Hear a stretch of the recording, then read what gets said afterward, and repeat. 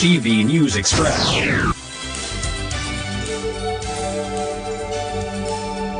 GV 99.9 Weather Update.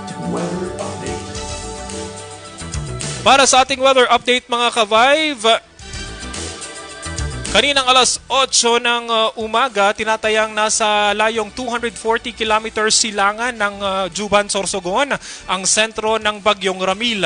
Taglay nito ang pinakamalakas na hangin na umaabot ng 75 km per ora malapit sa gitna at pagbugsong hangin na hanggang 90 km per oras.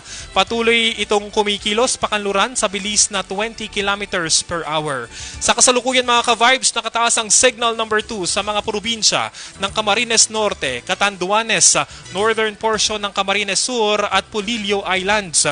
Samantalang nakataas naman ang signal number 1 sa mga probinsya ng Cagayan, kabilang na ang Babuyan Islands, Isabela, Quirino, Nueva Vizcaya, Apayao, Abra, Kalinga, Mountain Province, Ifugao, Benguet, Ilocos Norte, Ilocos Sur, La Union, Pangasinan, Aurora, Nueva Ecija, silangang bahagi ng Bulacan at silangang bahagi ng Tarlac. Nakataas din sa signal number 1 ang silangang bahagi ng Pampanga, northern at eastern portions ng Quezon Province, kabilang na ang Polillo Islands at ang natitirang bahagi ng Camarines Sur, Albay, Sorsogon, Burias Island at Ticao Islands.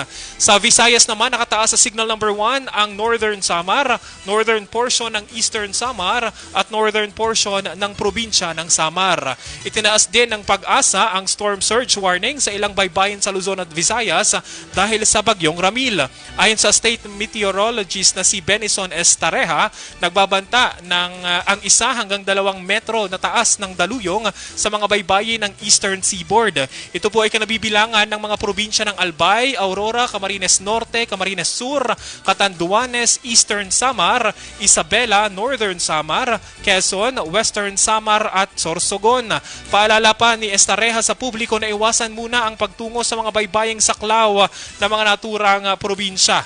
Maaari ring umabot sa coastal communities ang mga matataas na daluyong, kaya't pinapayuhan ang mga lokal na pamahalaan na bantayan ang sitwasyon sa mga ito at magsagawa ng preemptive evacuation kung kinakailangan. Pinapayuhan din ang mga mangingisda at mga manlalayag na huwag munang pumalaot habang may banta ng naturang bagyo.